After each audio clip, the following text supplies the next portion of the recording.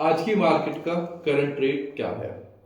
साथियों, आपको पता है कि पिछले 1 या 2 महीने में मार्केट में बिल्कुल भी बायर नहीं थे और मैंने अपनी वीडियो के माध्यम से बताया भी था कि मार्केट में कोई भी नई डील सोल्ड आउट नहीं हुई है।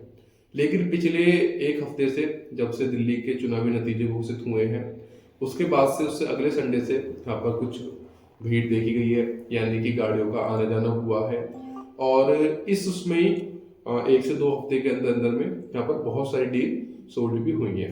तो आज का जो हमारा विषय रहेगा, आज का हमारा विषय है कि पिछले हफ्ते के मुकाबले इस हफ्ते मार्केट में कितनी ग्रोथ हुई है, क्या मार्केट का रेट बढ़ा है, क्या मार्केट में कुछ नई डील्स आई हैं।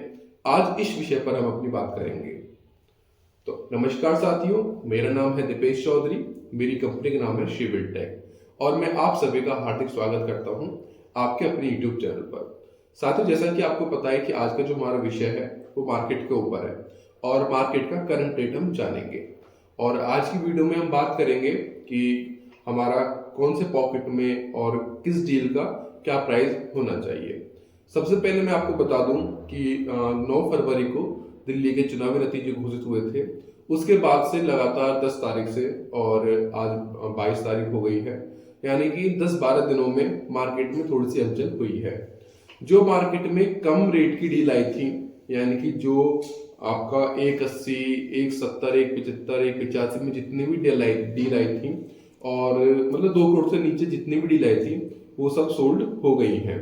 यानी कि अब मार्केट में बायर आना स्टार्ट हो गया है, मार्केट में बायर आए हैं और 2 करोड़ से नीचे वाली सब डील मैक्सिमम 95% डील सब सोल्ड हो गई हैं।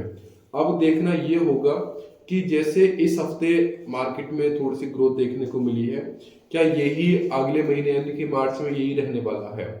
अगर साथियों जिस तरह की सेल परचेज पिछले वीक में हुई है, अगर ऐसी सेल परचेज रही तो स्वाभाविक रूप से आपका यमुना का जो रेट है वो बढ़ेगा। 300 मीटर का रेट हो, 500 मीटर का रेट हो, मतलब कोई सा भी साइज हो आपका, उनका रेट बढ़ेगा। अगर अभी आपको पता है कि 2 से 3 दिन पहले न्यूज में एक हेडलाइन आई है न्यूज़पेपर में, जिसमें अथॉरिटी ने कहा है कि वो 276 भूखंड का आवंटन फिर से लेकर आ रही है। अगर इसकी न्यूज पढ़कर अगर बायर रुक जाते हैं, अगर बायर रुक जाते हैं तो मार्केट फिर से ठंडी हो जाएगी। लेकिन हमारे पास पॉजिटिव बात यह है कि हमारा बहुत जल्दी ही और जो आपकी फिल्म सिटी है सेक्टर 21 में जो बन रही है 1000 एकड़ में, उसका भूमि पूजन होने वाला है। उसकी न्यूज आप अक्सर कभी भी सुन सकते हो, कभी भी उसकी न्यूज आ सकती है कि भाई इस दिन को वहां का भूमि पूजन तय होना निर्धारित हुआ है।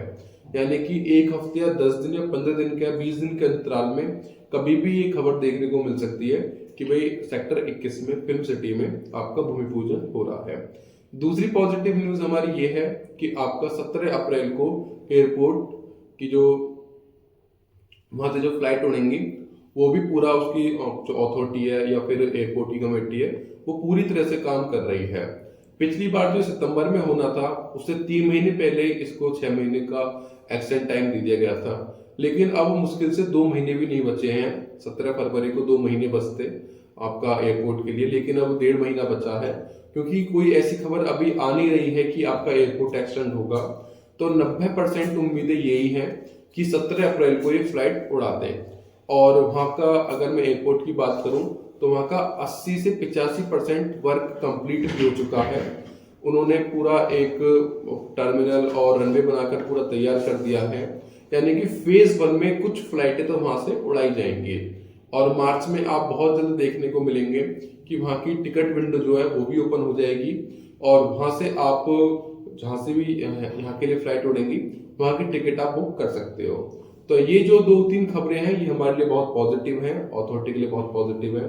और अथॉरिटी की मैंने आपको लेटेस्ट डेवलपमेंट भी दिखाई थी अपनी एक वीडियो में, जो पार्ट 1 में मैंने डाली थी, जिसमें मैंने 1A, 1B, पॉकेट 8, 5B और 5C के बारे में बताया था। वहां पर अथॉरिटी ने बहुत ज्यादा हद तक काम कर चुकी है। और अगर 1A, 1B की बात करें तो वहां पर 90% अथॉरिटी ने पूरे प्लॉट मौके पर लगा दिए हैं, सबको रजिस्ट्री के लेटर इशू करने स्टार्ट कर दिए हैं। वहीं अगर 5B और 5C की बात की जाए तो 5B भी 95% कंप्लीट हो चुका है और 5C में और लगातार कार्य चल रहा है। 5C आपका 70% कंप्लीट हो गया है और बाकी के 30% एरिया में भी वहां पर लगातार काम चल रहा है। ऐसा नहीं है कि अथॉरिटी ने वहां पर उतना कंप्लीट करके फिर आगे बढ़ गई है। वहां पर सड़कें वगैरह बनाई जा रही हैं, सीवर डाले जा रहे हैं, पार्क की बाउंड्री पर भी अब काम स्टार्ट होगा।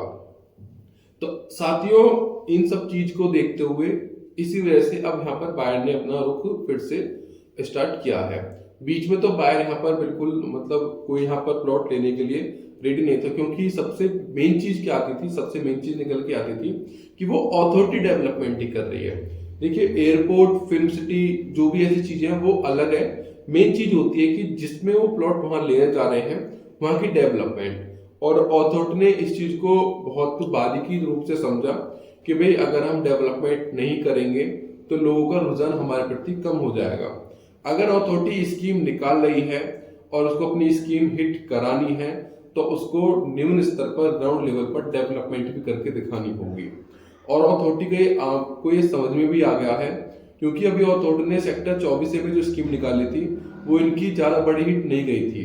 और वहीं उससे पहले जब उन्होंने सेक्टर 18, 17, 16, 22D में इन सब सेक्टरों में मिलकर स्कीम निकाली थी तो वो उनकी बहुत बड़ी हिट हुई थी, यानी कि उसमें आपके 2.25 लाख फॉर्म आए थे।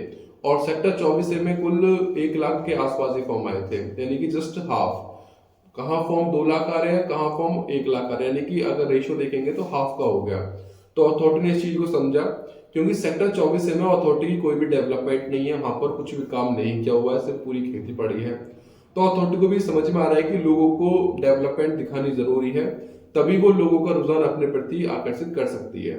तो अथॉरिटी अब लगातार डेवलपमेंट कर रही है। तो साथियों, डेवलपमेंट से ही रेट का यहाँ पर इंक्रीज होगा। जो भी आपके रेट्स में बढ़ोतरी होगी वो डेवलपमेंट को देखते हुए होगी। अगर मैं आज की बात करूं तो 1.90 में 1 या 2 ही डील है जो मार्केट में अवेलेबल है, वरना 2 करोड़ से नीचे मार्केट में कोई भी डील अवेलेबल नहीं है। 1-2 डील देखो जिनकी लोकेशन ज्यादा अच्छी नहीं है या बहुत ज्यादा अच्छी नहीं है जिनकी लोकेशन, वो डील 1.90 के आसपास आपको मिलती रहेंगी। लेकिन जो बीच में 1.70 और 1.80 का जो रेट आ गया था, उस रेट में कोई भी चीज नहीं है। अगर आप ढूंढने निकलेंगे 1.70, 1.80 में, तो उसमें आपको कोई भी डील नहीं मिलेगी, चाहे वो एन पॉकेट में हो, पी पॉकेट हो, एल पॉकेट हो, के पॉकेट हो या 6B पॉकेट हो, आपको कहीं भी वो डील अब नहीं मिलेंगी। अब अथॉरिटी में जो नया रेट, अथॉरिटी का जो 300 मीटर का जो नया रेट है, वो 2 करोड़ तो आप मिनिमम अपने प्लॉट का मान ही सकते हैं। ऐसा भी नहीं है कि भाई ये मार्केट का रेट 1 या 2 महीने में 3 करोड़ का पहुंच जाएगा, लेकिन उम्मीद यही है कि अगर जिस रफ्तार से अब मार्केट चल रही है और यही रफ्तार इन्होंने अगले 2 महीने में रखी, तो ये रेट आपका 20-30 लाख रुपए की ग्रोथ जरूर कर जाएगा। देखो, मे भी 50 लाख 60 लाख कर सकता है, लेकिन मैं कम से कम बता के चलूंगा कि भाई इतना तो रेट क्रॉस करेगा। अगर हाई जाता है तो वो और अच्छी बात है हमारे लिए भी और आपके लिए भी, लेकिन मैं मिनिमम आपको बताऊंगा कि भाई 20-30 लाख रुपए तो अथॉरिटी का रेट जरूर बढ़ेगा।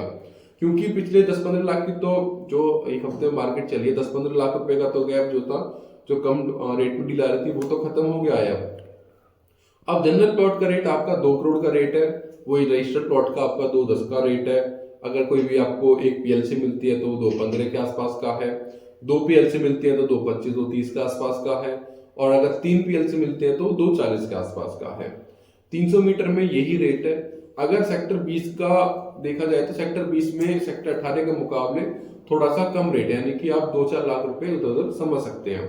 लेकिन अब अथॉरिटी सेक्टर 18 से ज्यादा सेक्टर 20 में ज्यादा ध्यान केंद्रित कर रही है, और सेक्टर 20 के M पॉकेट और O पॉकेट में जो लाइट के जो बॉक्स है, इलेक्ट्रिक बॉक्स है वो, और साथ में जो इलेक्ट्रिक पोल है, वो अथॉरिटी बहुत तेजी से वहां पर कार्य कर रही है।